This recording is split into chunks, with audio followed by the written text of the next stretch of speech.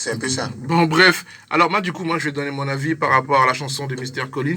Que ça, c'est quoi déjà le story? Love Story. Ouais, Life Story. Ouais. Alors, moi, mon avis, c'est que il faut que le public se calme. Il faut que les gens se calment par rapport à certaines choses.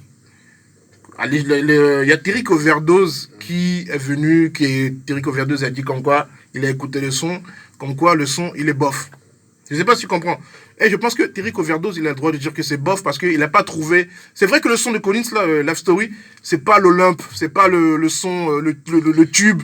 C'est... En fait, pour revenir du genre, ouais, c'est pas le tube des tubes. Mais comme c'est Collins, les gens ils disent, ouais, pourquoi Terric va pas encourager son frère et tout. Moi, j'ai lu le truc, j'ai dit, mais ça c'est bête. Terric Overdose, il a le droit de dire comme quoi le son il est bof. C'est pas forcément quand c'est Collins, on va dire ah mais c'est super, c'est super, c'est super, c'est super. Par exemple, si Giuliano, le prochain son, il est pas bien, il est bof, bah tiens, on va dire que bah tiens, le son de Giuliano, bah tiens, il est bof. Je sais pas si tu comprends, on va dire bah tiens, c'est sympa. On va dire, ouais, c'est cool, pour ne pas dire, ouais, c'est nul et tout. Je sais pas si tu comprends. Oui, maintenant, le public, les gens attendaient que Terric, il dit, ouais, comme quoi, le son, il est bien, ouais, le son, il est bien, c'est un tube et tout, patati, patata. Chaque personne a le droit de donner son avis sur un son en disant que, bah tiens, j'ai pas aimé, mais je suis pas le seul. C'est pour ça que moi, des fois, je dis à la radio, bah tiens, ce son, j'ai pas aimé, mais je suis pas le seul Togolais, on est plus de 7 millions, je pense que d'autres personnes vont kiffer. Oui. Voilà, moi je dis ça. Tu sais pourquoi les gens sont en train de c'est pas parce que c'est Collins, on va dire ouais, c'est bien. Pourquoi les gens sont en train de lapider littéralement Terry sur la toile? Ouais. C'est parce que Terry, ça fait un moment qu'il n'a plus fait de sortie. Tu vois? Donc mais il n'y a pas que la musique dans la vie. Hein. Oui, je refuse pas. Mais pour lui, pour tout rappeur, ça a été toujours comme ça. Le game a toujours été comme ça. Quand l'autre, il sort un truc et tu vois que ça en parle, il faut que tu ailles dans le sens inverse pour que ça attise un peu de la visibilité vers toi. Et c'est dans ce sens que Terric a fait son post. Et les gens n'ont pas aimé. La plupart de ceux qui ont écouté le son, je dirais sur les 100%, les 80% ont validé. Mais quand 80% de personnes valident un truc et que toi, tu es là à ne pas valider, tu vois qu'il y a un problème. Mais c'est pas forcément validé. Bien sûr. Mais la preuve, le son, la preuve, le son n'est pas tellement super. Oui, mais il a juste raconté leurs histoires, leurs petites aventures avec Richou, avec Mac, Art Communication, voilà. Avec Mr. Couronès qui lui a appris le métier voilà, du beatmaking. D'ailleurs, on va placer une grosse dédicace à Couronès. C'est lui la base de eux tous, au 228. Je sais pas si tu comprends. Oui. La base de tout. Tous les studios qui sont à Lomé, c'est Couronès qui est venu faire les câblages. Oui, c'est tous les beatmakers que tu as ensuite. Attends 2 secondes. Tous les beatmakers qu'on connaît aujourd'hui, c'est Couronès qui a pris le boulot de A à Z. Couronès, en fait, c'est un monument, mais comme il est discret, beaucoup de gens ne le savent pas. Tout le monde.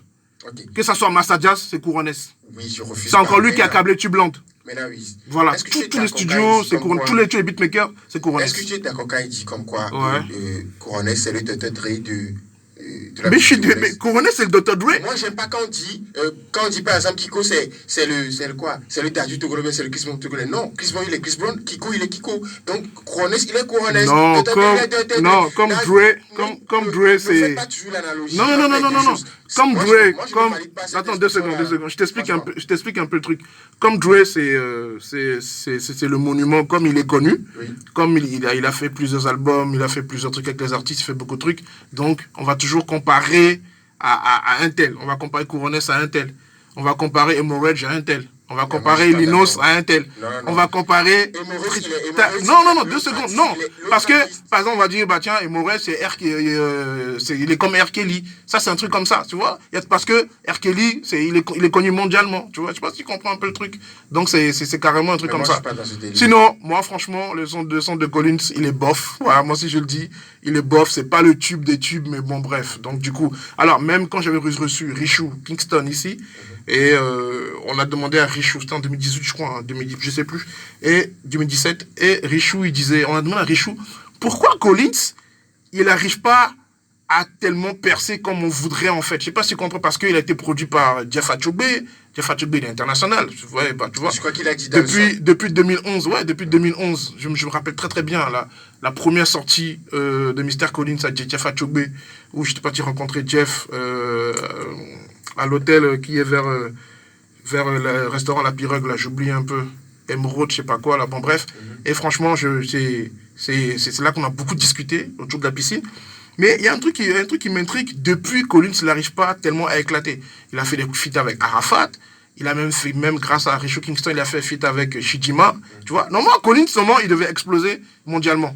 Je ne sais pas si vous comprenez. Maintenant, il y a un truc qui bloque Collins. J'ai demandé à Richo Kingston. Richo, il me dit que lui-même, il ne sait pas comme quoi il travaille encore dessus. Ouais, il travaille dessus. Je ne sais pas s'il comprend. En fait, tu sais, c'est pas tout le monde qui est censé aussi exploser. Hein. Voilà. Maintenant, moi, je donne un petit conseil. Je vais donner un petit conseil à Collins. Voilà. S'il n'est pas né pour s'exploser, hein. C'est un exemple que je donne. Voilà, un petit conseil à Collins. Il ferait mieux de se concentrer sur le beatmaking. Sur le beatmaking et l'arrangement. Et là-bas, il est très très bien. Il a fait plusieurs tubes ici. Non, laisse-le. Il a fait plusieurs tubes.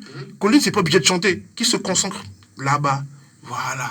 Je sais pas si tu comprends un peu. Aussi, je pense que les moyens qui ont été donnés à Collins, si c'était donné à un autre artiste, je pense que le gars, il aurait pété les plombs depuis. Ouais, peut-être, ouais. Peut-être qu'aujourd'hui, le gars, il serait en train de nous représenter valablement quelque part dans le monde, tu vois. Voilà. Donc, du coup, on va s'arrêter là par rapport à l'affaire de Collins. Et voilà, on écoute un son et on revient tout de suite avec Mr. Hemorrhage qui est avec nous dans les studios de la 97.1. Alors, le groupe Poitsy fait partie de la playlist d'aujourd'hui. On les attend peut-être le dimanche prochain. Il est là, Cyril? Ouais, il est là. Pourquoi il repart plus?